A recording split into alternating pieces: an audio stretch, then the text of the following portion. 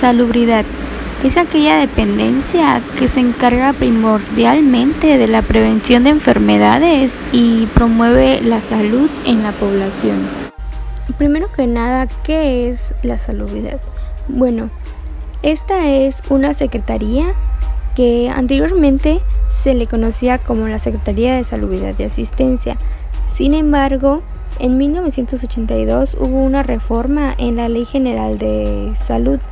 Entonces también cambió su nombre a lo que hoy se le conoce como la Secretaría de Salud. Esta secretaría se rige conforme a la Ley General de Salud de cada estado. Cada estado cuenta con su propia ley y así también existe una que es a nivel nacional. Estas comenzaron a regir desde el año 1982.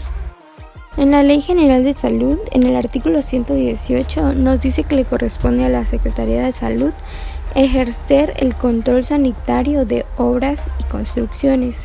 Es decir, que estas leyes de la Secretaría de Salud también nos rigen a nosotros como trabajadores en el sector de la construcción. Ya en el artículo 184 de la Ley General de Salud del Estado de Campeche nos dice que todas las medidas sanitarias que deben guardarse en relación con ya sean mercados, centros de abasto, construcciones, cementerios, etc., se deben de ajustar a las disposiciones contenidas en los reglamentos correspondientes que se expidan. En este caso, en la construcción, primordialmente se rigen con el reglamento de construcción del municipio de Campeche.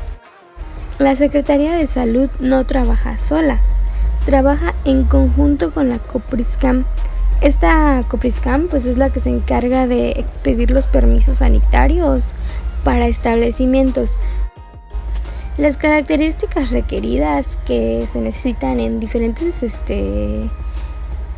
establecimientos las podemos encontrar siempre en la Ley General de Salud, ya sea del estado o del país.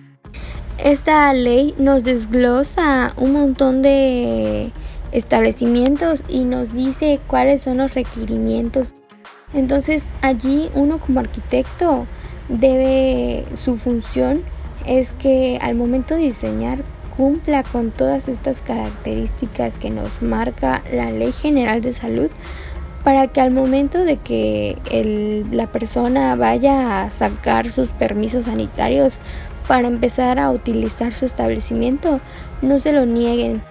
Ahora, en el artículo 46 de la Ley General de Salud nos dice que la construcción y el equipamiento de los establecimientos dedicados a la prestación de servicios de salud se sujetará a normas oficiales mexicanas. En el país existen varias normas, de hecho existen muchísimas normas que se le conocen como las normas oficiales mexicanas, y hay algunas que nos dicen cómo deben de estar equipados los lugares que se dediquen a la salud, como hospitales, clínicas, etc. La primera norma prácticamente nos habla sobre las especificaciones que deben de tener los hospitales y los centros médicos, ya sea en cuanto a los pisos, los techos, las paredes, las tuberías, la iluminación, etc. Y todo esto es con el fin de que estos centros de atención médica puedan ser de calidad y con una buena limpieza. Los techos, por ejemplo, decía en un apartado que deben de ser lisos, las paredes lisas, los pisos lisos, pero los pisos lisos, pero no tan lisos para que puedan andar las sillas de ruedas, ¿no? Cosas así nos piden en esta norma. Ya en la segunda habla más sobre las características que deben de tener los centros médicos para que sean accesibles a todas las personas. Igual que la norma anterior, presentan los requisitos mínimos para que estos espacios pues, sean aprovechados por todas las personas. Habla de los accesos, de las banquetas, de los estacionamientos, acabado de pisos, como les había comentado, las rampas, señalamientos, entre otras. Ahora les hablaremos sobre el IMSS. Primero que nada hay que saber qué es el IMSS. Esta es una institución con mayor presencia en lo que es la atención a la salud y en la protección social de los mexicanos. Esta institución fue fundada en 1943 y el objetivo principal es brindar lo que es la tranquilidad y estabilidad a los trabajadores y sus familias ante cualquiera de los riesgos especificados en lo que es la Ley del Seguro Social. Esta ley fue publicada en el Diario Oficial de la Federación el 21 de diciembre de 1995. Ahora bien, en el título primero, capítulo único, artículo 2, nos menciona que la seguridad social tiene por finalidad garantizar el derecho a la salud, la asistencia médica, la protección de los medios de subsistencia y los servicios sociales necesarios para el bienestar individual y colectivo, así como el otorgamiento de una pensión que, en su caso y previo cumplimiento de los requisitos legales, será garantizada por el Estado. También en el artículo 3 nos menciona la realización de la seguridad social está a cargo de entidades o dependencias públicas, federales o locales y de organismos descentralizados conforme a lo dispuesto por esta ley y demás ordenamientos legales sobre la materia. Ahora bien, en el siguiente artículo, que es el 4, nos menciona que el Seguro Social es el instrumento básico que hablaremos sobre el Instituto Mexicano del Seguro Social. Es este instructivo básico para la elaboración del proyecto de arquitectura.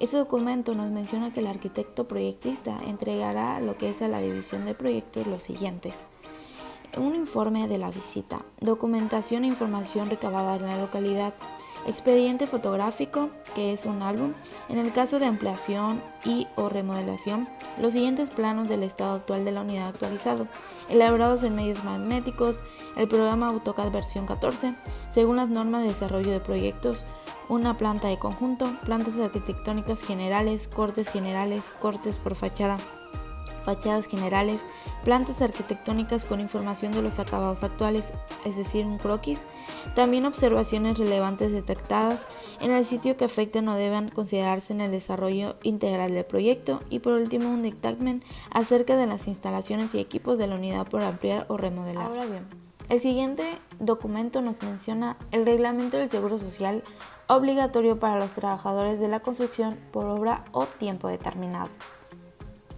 Capítulo primero, generalidades. Artículo primero, nos menciona lo que es las disposiciones de este reglamento, norman lo que son las obligaciones y derechos que conforme a la Ley del Seguro Social, que anteriormente ya fue mencionado, tienen las personas físicas o morales que se dediquen en forma permanente o esporádica a la actividad de la construcción y que contraten trabajadores por obra o tiempo determinado, así como de los trabajadores contratados en la forma antes mencionada que presten sus servicios en tal actividad.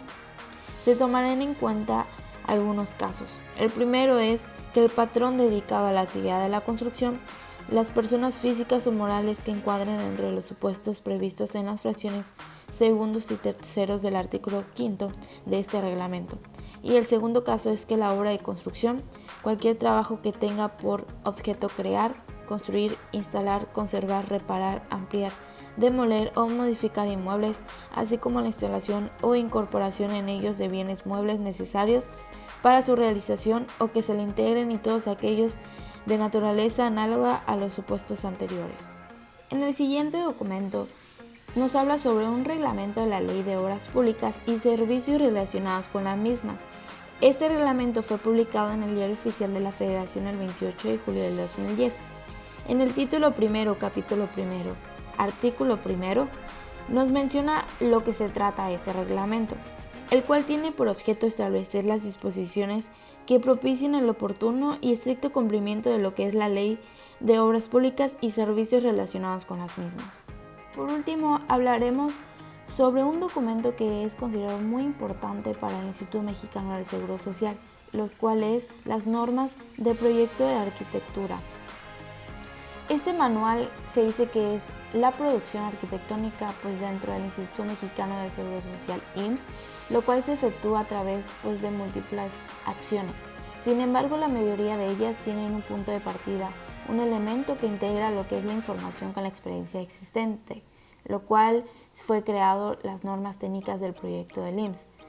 Estas son el resultado de la aplicación rigurosa de una acción normativa, que ha incrementado y fortalecido sus conceptos durante los 50 años de existencia del propio instituto. Estas normas representan el medio para producir las nuevas obras institucionales de la misma forma que para efectuar las ampliaciones, y remodelaciones que requiere el patrimonio inmobiliario institucional. Dentro de estas pues son las normas de proyecto de arquitectura. Este es un medio para mejorar y controlar la calidad en el proyecto, en la construcción, así como en la operación y conservación de todas las unidades del servicio del IMSS en el país. En este volumen presentamos lo que son las normas técnicas del proyecto de arquitectura correspondientes a los servicios auxiliares de diagnóstico y tratamiento de las unidades médicas del IMSS. Ahora, este documento es muy importante para nosotros los arquitectos al momento de querer diseñar espacios relacionados con la salud, ya que este manual nos menciona la distribución de espacios, nos trae planos arquitectónicos que nos sirven a nosotros, los tipos de materiales, las medidas específicas que se deben utilizar, entre otras cosas. Y no solamente nos puede servir solo para espacios relacionados con la salud, sino esta información la nos puede servir al momento de diseñar otro espacio o es información auxiliar que nos funciona a nosotros como arquitectos e inclusive como ingenieros. Un ejemplo es que aquí nos mencionan en el tomo 3 los servicios auxiliares de diagnóstico y tratamiento, los cuales se dividen en servicios auxiliares de tratamiento que son imanología, laboratorio de patología clínica, entre otros. Igual servicios auxiliares de tratamiento como la selle, cirugía, tococirugía, urgencias. Si le vamos cambiando a este documento, nos menciona lo que es la introducción y lo que contiene pues el punto número 1, que es la imanología. Más adelante nos menciona que los estudios pueden clasificarse de diferente manera. En el punto 2.4 nos menciona elementos que son componentes, que nos podrían mencionar los acabados que son para pisos, para muros, para plafón o techos. Igual nos mencionan otros espacios como lo que son las estaciones de camillas y sillas de ruedas. Nos menciona también qué tipos de acabados deben de contener.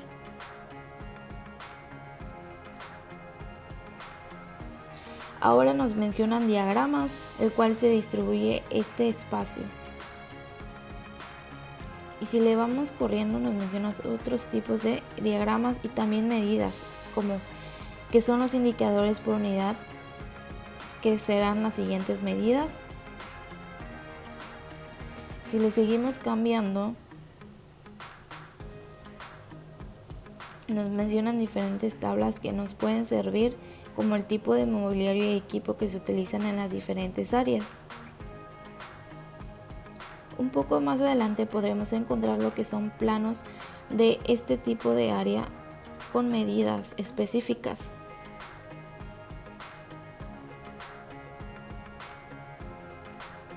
La simbología, este son un plano de flujos.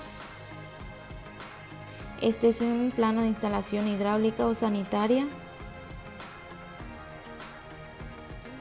Este es un plano de instalación eléctrica. Este es un plano de corte de una sala de estudio simple. Este es del lado izquierdo, podemos observar un plano vista en planta y del lado derecho podemos observar lo que son cortes de este mismo. Es un alzado. Igual sala de estudios especiales, sala de tomografía, lo mismo, planos de planta y los alzados que son los cortes, entre otros. Bueno, yo les hablaré sobre Pemex y para empezar quisiera platicarles un poco de lo que es Pemex y sus antecedentes e historia. En 1933 se crea Petromex, abreviatura de Petróleos Mexicanos, y fue el antecedente de Pemex, como empresa del Estado que tenía por objetivo regular el mercado interno del petróleo, ya que anteriormente empresas extranjeras eran las que se encargaban de ello. Sin embargo, en 1938, el presidente Lázaro Cárdenas expropia las instalaciones de las empresas petroleras extranjeras y fue que entonces el 7 de junio de ese mismo año, mediante un decreto presidencial, se crea Petróleos Mexicanos, conocido como Pemex en la actualidad, y esto con el motivo de que sea la única empresa petrolera del país. Ahora bien, debido a que cada estado del país es diferente y tienen características particulares como su clima, su vegetación, utilizan materiales de su zona para lograr una buena sostenibilidad, es por ello que yo utilicé como referencia las especificaciones técnicas para proyecto y construcción de estaciones de servicio, ya que en este documento señala los criterios que deben tener las gasolineras de Pemex a la hora de su construcción, sin importar de qué estado sea. No obstante, estas especificaciones técnicas se complementarán con el reglamento de construcción de cada entidad. Entonces, las especificaciones técnicas para proyecto y construcción de estaciones de servicio describen los aspectos esenciales para que operen dentro de los estándares de seguridad y funcionalidad, preservando la integridad del medio ambiente, mismas que se desglosan en 6 capítulos. El primer capítulo es el que más nos interesa a nosotros, debido a que se señalan los requerimientos para diseñar y construir, así como los materiales empleados, los cuales deben estar de acuerdo a los reglamentos de construcción de cada entidad.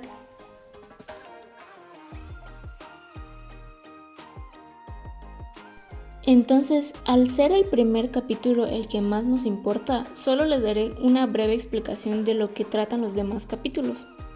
El segundo capítulo señala los tipos de tanques de almacenamiento, sus características de diseño e instalación, así como los materiales. También toca el tema de los sistemas para el almacenamiento y suministro de aire y agua en las estaciones de servicio. El capítulo tercero habla sobre las características que deben tener las tuberías, sus materiales, sus dimensiones y el procedimiento de colocación. El cuarto capítulo define las áreas clasificadas como peligrosas. El capítulo quinto señala las características que deben de tener las instalaciones para el suministro eléctrico, así como su colocación de acuerdo a la ubicación de las áreas clasificadas como peligrosas. Y por último, el capítulo sexto considera las estructuras, los soportes y demás que deben ser utilizados para incorporar los elementos de la imagen de la franquicia Pemex. Entonces, en el capítulo 1 señala que se entenderá por estación de servicio a los establecimientos destinados para la venta de gasolinas y diésel al público en general, así como la venta de aceites, lubricantes, grasas, aditivos y otros productos para los vehículos automotores y la oferta de diversos bienes y servicios en el predio en el que se encuentra construida la estación de servicio. Este capítulo también indica cómo se clasifican estas estaciones de servicio de acuerdo a ciertos criterios. Dice que se clasifican como urbanas, son las que se ubican dentro de las zonas urbanas y suburbanas de las ciudades. Las rurales son las que están ubicadas en el medio rural del país o en poblaciones de hasta de 15,000 habitantes. Las marinas son las que abocan a suministrar combustible a embarcaciones dedicadas al turismo, la pesca en costas, lagos y ríos. En carreteras son las que están ubicadas en zonas adyacentes al derecho de vía de carreteras estatales, federales y autopistas. Y por último están las especiales, que se colocan en áreas delimitadas.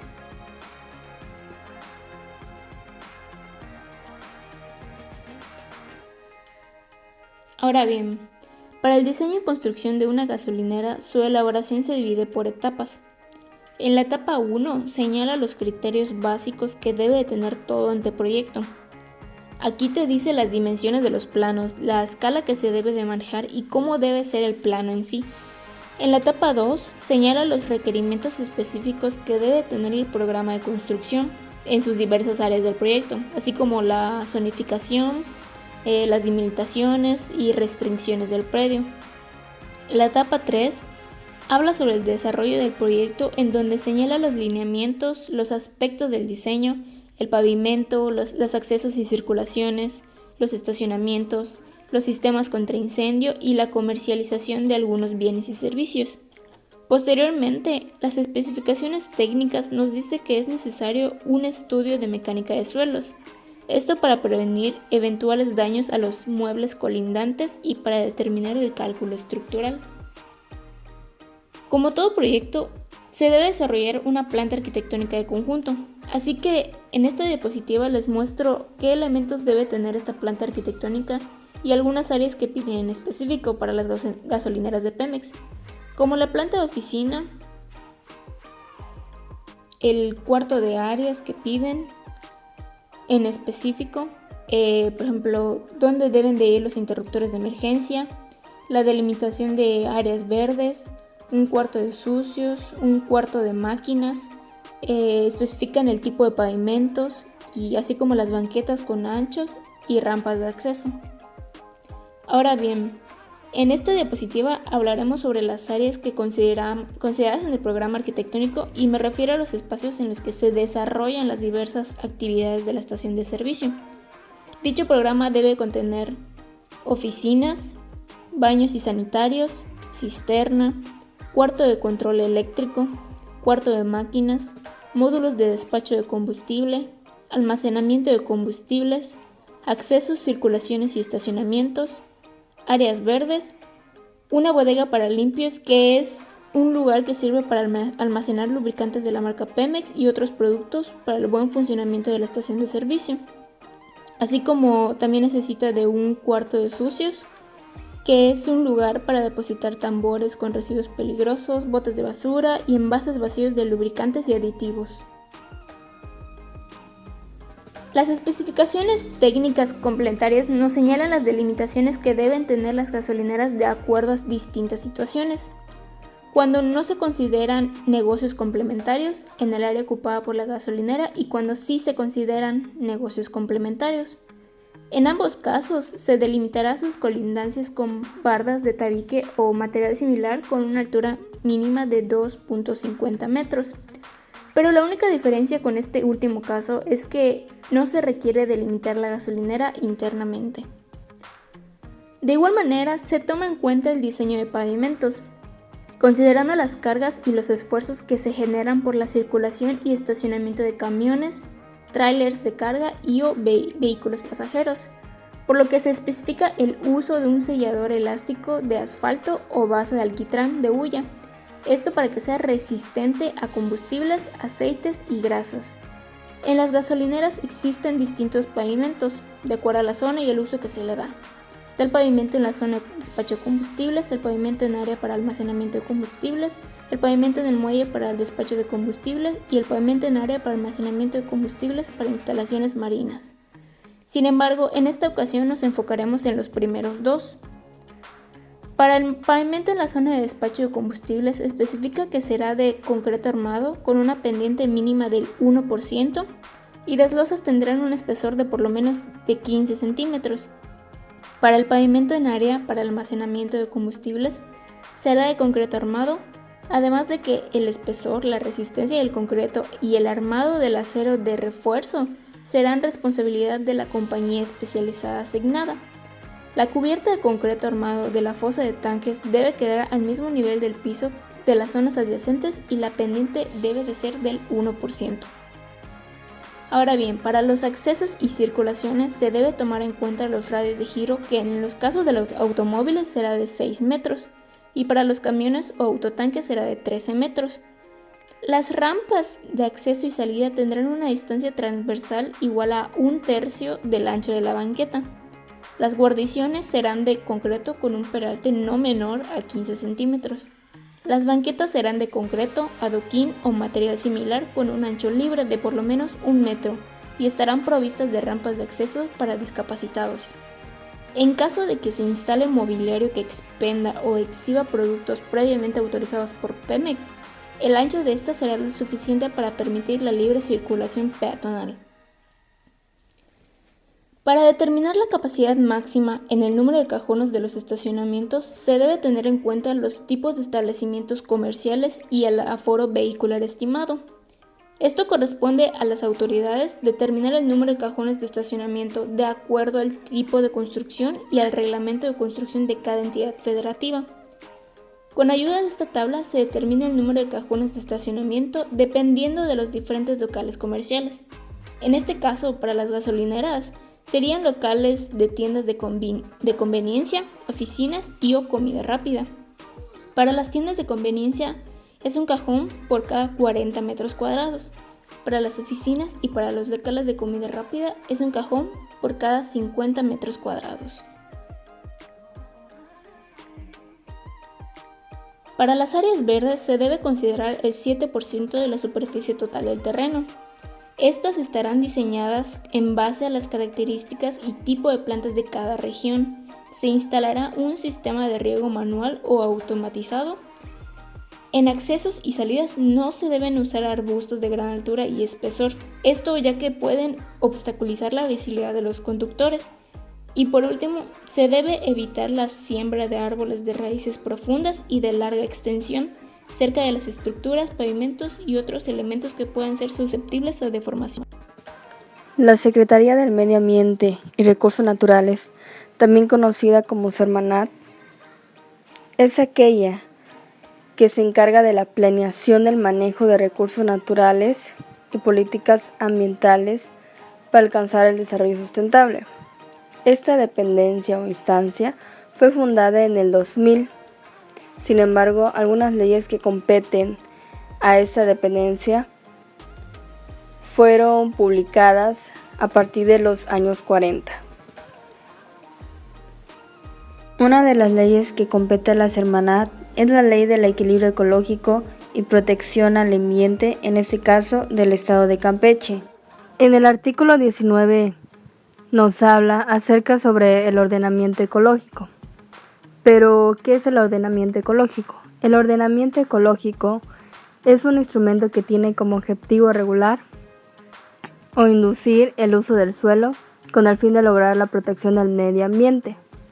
Este va a ser considerado en la regulación del aprovechamiento de los recursos naturales, como también en la localización de las actividades productivas secundarias y de los asentamientos. En los números 1 y 2 romano nos habla acerca de eso, de cómo va a ser considerado ese ordenamiento en el aprovechamiento de los recursos naturales y en la localización de la actividad industrial y de los servicios.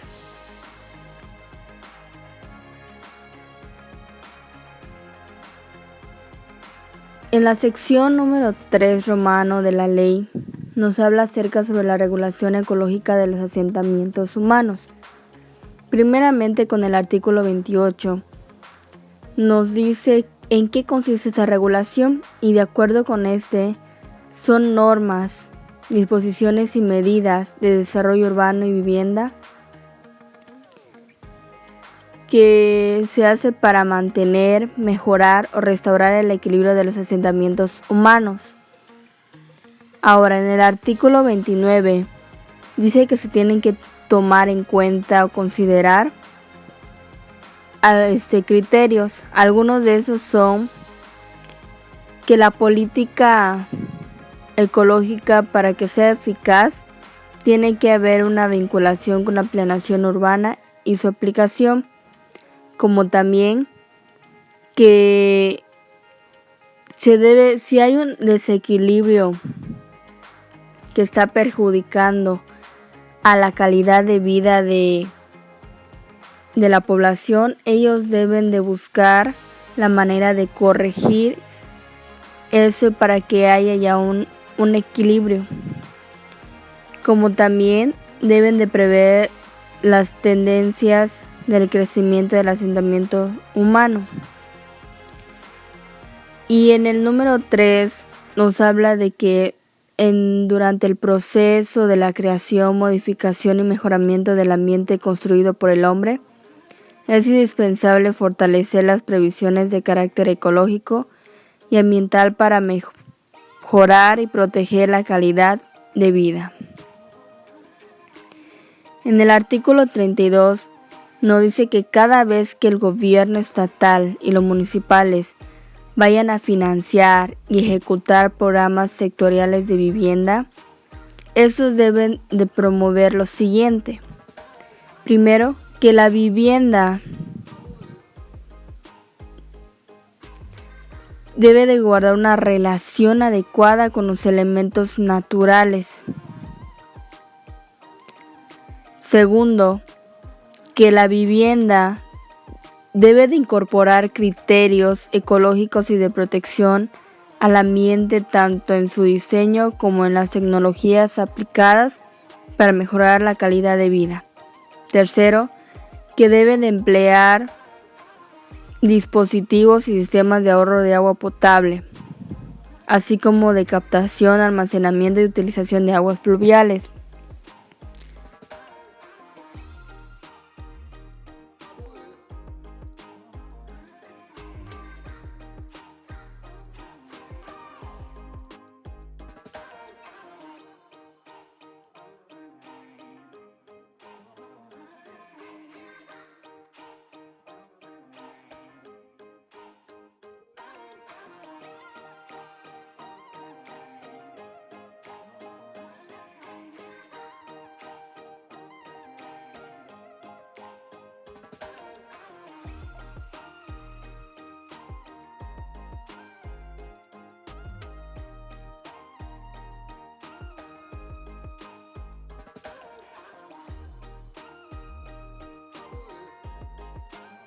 El artículo 32 nos habla de que cada vez que el gobierno estatal y los municipales financien o ejecuten programas sectoriales de vivienda deberán de promover primero que las viviendas deben de guardar una relación adecuada con los elementos naturales de las zonas de expansión de los asentamientos humanos.